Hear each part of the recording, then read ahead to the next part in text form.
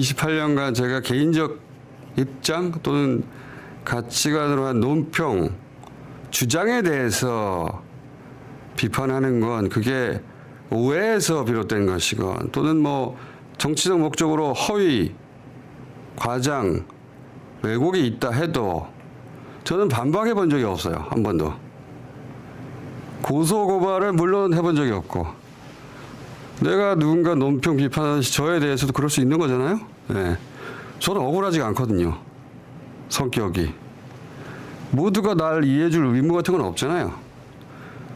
근데 이제 이 개인 김어준을 무너뜨리기 위해서 지금 100여 명이 넘는 스태프들, 제 동지들이자 동료들이기도 한 그들의 삶의 터전이고 자기 실현의 공간인 이 조직에 대해서 정직하게 영업 활동하고 있는 이 기업에 대한 부당한 작업을 치는 것은 절대 그냥 넘어갈 수 없다.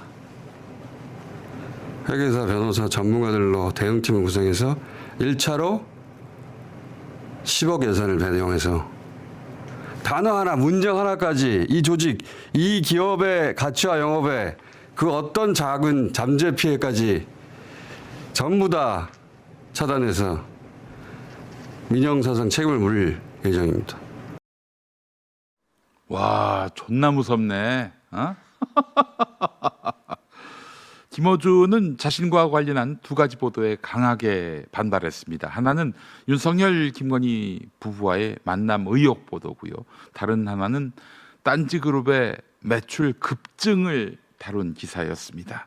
전자는 열린공감TV, 후자는 중앙일보로부터 비롯된 각 언론 보도입니다. 특히 후자 같은 경우 딴지그룹의 매출 급증을 다룬 기사. 이거는 금융감독원 전자공시 시스템에 공시된 2025년 감사 보고서를 근거로 보도한 것입니다. 근데 이걸 가지고 악의적인 빌드업이다라고 규정하면서 10억 규모의 민형사 대응을 예고했습니다. 자, 여기서 우리가 봐야 할 것은 숫자의 해석이 다를 수 있느냐가 아닙니다. 해석은 언제든 다를 수 있습니다. 같은 자료를 놓고도 누구는 성장이라고 말하고 누구는 정치적 영향에 따른 호황이다 이렇게 분석할 수 있습니다. 언론의 역할은 바로 그 해석과 검증의 경쟁에 있습니다. 문제는 그 해석이 마음에 들지 않는다고 곧바로 거액의 소송과 형사 고소를 꺼내드는 태도입니다. 김어준 씨는 오랜 세월 의혹 제기라는 방식으로 공론장에서 영향력을 행사해온 인물입니다. 권력자, 정치인, 기업, 언론을 향해 수많은 질문을 던졌고 때로는 강한 추정을 사실처럼 밀어붙이기도 했습니다. 부정선거론 논란, 세월호 관련한 고위침몰설, 내란 관련 암살설 같은 첩보성 주장까지 숱한 논쟁을 불러일으켰죠. 그는 이렇게 표현의 자유를 대한민국에서 가장 폭넓게 누려온 인물 아닙니까? 그래놓고 처벌을 받았나요? 나중에 다 거짓말로 허위로 드러났음에도. 그런데 정작 자신에게 의혹이 제기되니까 기준이 달라집니다. 자신이 하면 문제 제기고 남이 하면 공작입니까? 자신이 하면 의혹 추적이고 남이 하면 음모론입니까? 왜 남은 안 되고 본인은 되는 겁니까? 더 흥미로운 대목은 단순한 보도 대응을 넘어서 이를 2011년부터 이어진 자신에 대한 불법 사찰 의혹과 연결시킨 점입니다. 불법 사찰.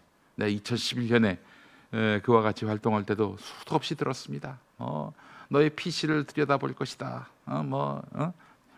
여기 이 공간에 다 도청 장치가 달려 있다. 정말 귀에 인이 박히도록 들은 말입니다.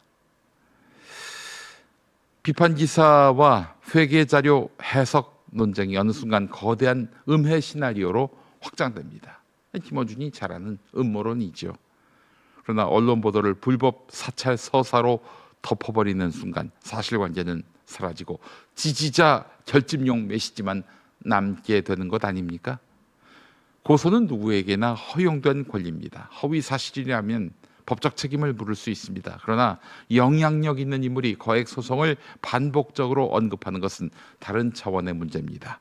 이는 진실 규명 이전에 위축 효과를 낳습니다. 비판 보도를 하려는 언론인에게, 의문을 제기하려는 매체에게 입 다물라라는 신호로 읽힐 수 있기 때문입니다. 신도를 관리하듯 지지층 결속을 다지는 방식으로 고소를 활용한다면 그것은 법의 이름을 빌린 여론 통제일 뿐입니다.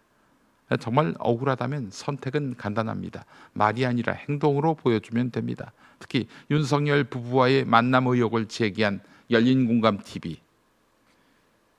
열린공감TV는 여전히 공개적으로 고소하라, 우리는 기다리고 있다, 왜 고소한다고 해놓고 고소하지 않는가, 이렇게 이야기하고 있습니다.